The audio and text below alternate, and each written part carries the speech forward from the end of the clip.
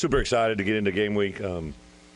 We've this will be practice number 21 tonight under the lights. It'll be our last one under the lights before we play next Thursday. And just, a lot of thought goes into that. Our first 7 practices were at night for a reason. 3 of our first 5 games are at night. So a lot of different things that we did over the last 20 practices to get us ready for this game week. I told our guys we needed to have a great fall camp for 2 reasons. Obviously, the work is in front of us, but what people don't realize, and I shared this with them after they were done, so week 1, we got in about 80 hours of film and practice and walkthrough and meeting times, 80 hours in the first week, 80 hours in the second week, and 80 hours in the third week, which is, for the non-math majors, 240 hours, right? And if you got a 12-game season that lies in front of us, obviously we'd love to play in the postseason, but you can only do 20 hours of work week with them during the college football once classes start, which obviously start on Monday. So that's 240 hours in the season. So it's kind of amazing. You get just as much work in 3 weeks of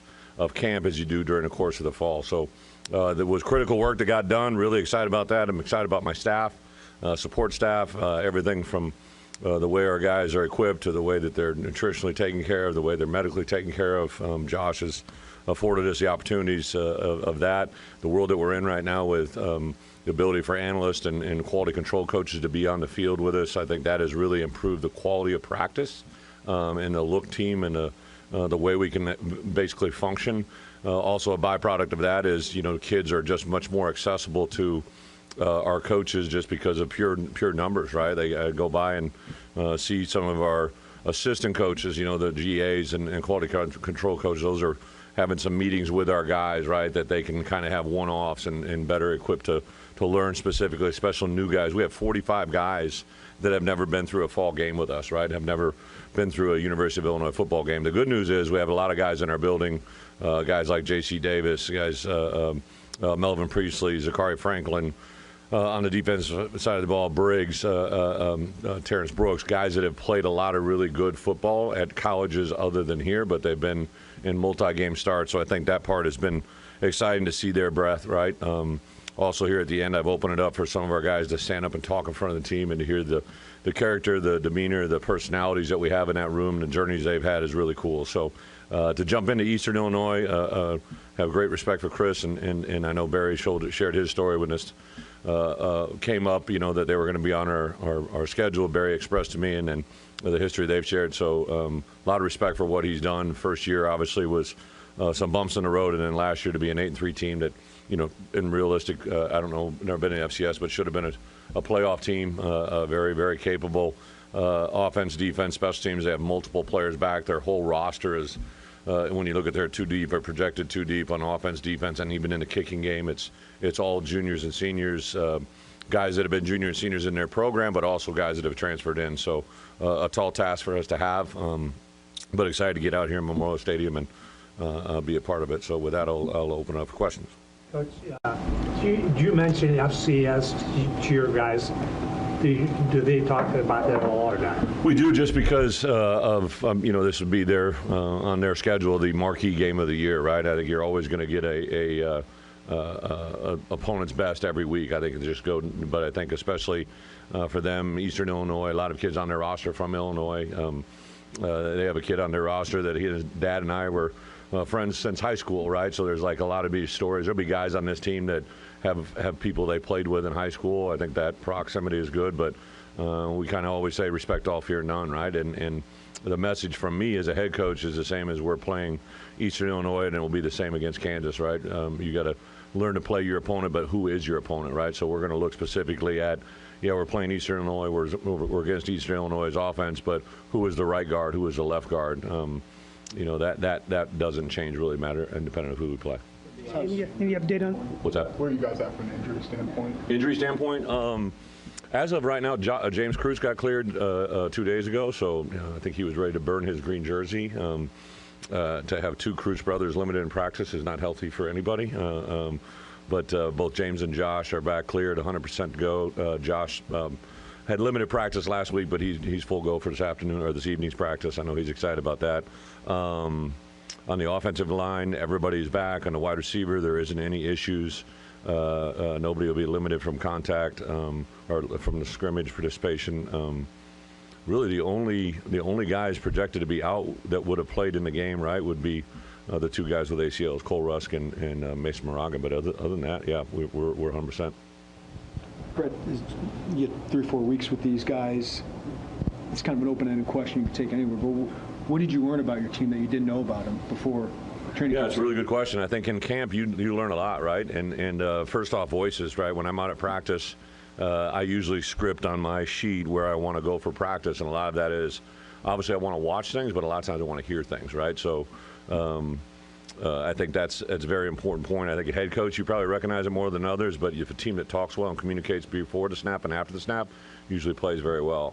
So that's communication on the field. But then, we've had all 6 captains got up and addressed the team in an informal team environment. They stand up in front, gave them the podium just like this, and Josh Kreutz started off with a message that is Josh Kreutz, right? And for them to hear that in the epitome of what that is, he was followed after that by Miles Scott, who, for those in the room didn't know his story, he talked about coming in as a walk-on, playing on offense, transitioning to defense, in the story that told, right? And then I transitioned over, and Pat Bryant talked, and he talked about coming in, and we had actually signed him without me being the head coach, right? And he told that journey of earning the coach's respect in that first year into where he is today, and it just keeps going on and on. And then the last guy to talk last night was Josh Geske. I had 2 or 3 guys that had wanted to talk, but after he got done talking, the place stood up and went crazy. So I just said, hey, we're going to walk out on this one. It's a walk-off home run. So, I think the voices that we have now in the locker room, our kids made reference to things that as coaches we've said, but also as players to hear. For instance, T-Raw, when he spoke, he talked about a conversation that day he had with Luke Altmaier. I think anytime your starting nose is talking to your starting quarterback, I think that's a really big deal, right? So if you want me to say it, I just said it. He's our starting quarterback. I know some of you guys need that formality. But I think that's a really, really big part. And I think, after all these years as a head coach, I think that's something that really jumps out is how does this team talk. Coach, are there going to be some key indicators coming out of this game that are going to give you an idea of what kind of team you have, what some strengths and weaknesses and that kind of stuff? Well, I think anytime your game plan matches results, that's a good thing, right? So we won't know that till after we're done, right? I think going into this game, to have as many guys as we have, as I mentioned earlier, that have played some good football for us, but key positions that we got new faces is going to be critical, how they play and how they fit into our scheme. I think of positions of kids that touch the ball. So obviously, all 3 running backs have played, but actually I should say 5. Jordan Anderson, who's had as good a camp as anybody, he's a guy that, I'm excited. He's never touched the ball in a live situation. Khalil Valentine, Tanner Arkin and Henry Boyer, both those guys, I think, factor into us. And then we have a young man, Carson Goda, who has been very impressive in fall camp. At wide receiver, obviously we lost 2 players that touch the ball a lot in Isaiah and Casey, but Pat Bryant, Zakari, Malik Elsie has had an incredible camp. Kapka Jones, there's probably 6 to 7 wide receivers that, haven't been involved in a heavy game plan to see kind of how they function. And defensively, to see the new faces up front, I think, and then, kind of sprinkle in these other guys, to see how they play is going to be a key part. What kind of growth have you seen from Luke this offseason? Luke Altmaier? Yep. Well, first from the offseason, we encouraged, empowered, and tried to create as much as we could for our quarterbacks in general to talk. I think not just Luke, but Donovan, Kirkland Michoud, Trey Petty was in January. So I think that position overall in general has grown in that regard. And then Luke is very talented. I always say this, right? He kind of looks like a guy that's in a pickup game down at the rec league, right? But he can really, really athletically do some things with his feet that are pretty impressive. I think his arm strength is better than it's ever been. His overall strength, his presence, his awareness. I think in year 2 with Barry, he just has a better understanding of our offense, and vice versa. I think Barry probably understands him better. So that happens. And just to be completely honest, the people around him, I think, are much more comfortable to see our kids react to his speech or his talk. To see them react to him during the course of a game, I think is pretty impressive. Who or what in your career influenced you the most about paying such minute detail to situational football and in-game kind of situations when it comes to a practice? I've been very blessed, right? So my head coaching resume as an assistant under was first Hayden Fry to Bill Snyder. I'm sorry, Hayden Fry to Kirk Ferentz to Bill Snyder to Barry Alvarez to Bill Belichick, right? And those guys are all coaching, and I'd say I take a little bit of that from everything. Coach Fry was more of that's where I learned how to do player talks. That's why every time I go out on the field when a player's injured, because of Coach Fry, he did it. Kirk was probably a guy that really, taught me the stuff that we kind of, I would say, endlessly go over, situational football, but because of his NFL background. And then I think it really came to light for me when I went to work with Bill, because Kirk had been under Bill, right? That's how we actually crossed paths and met. So I think the combo platter of those two guys were a huge influence in that regards. But Bill Snyder was, for anybody that's ever been around or seen him, like his attention to detail, his theory was to leave no stone unturned and then go back and turn it over again, right? Like we would do 4 scouting reports on our first opponent. We'd do one in the winter, one in the spring, one in the summer, and one in the fall, right? And that's just kind of an unwavering process he taught me, and it's been very, very heavy spent since then.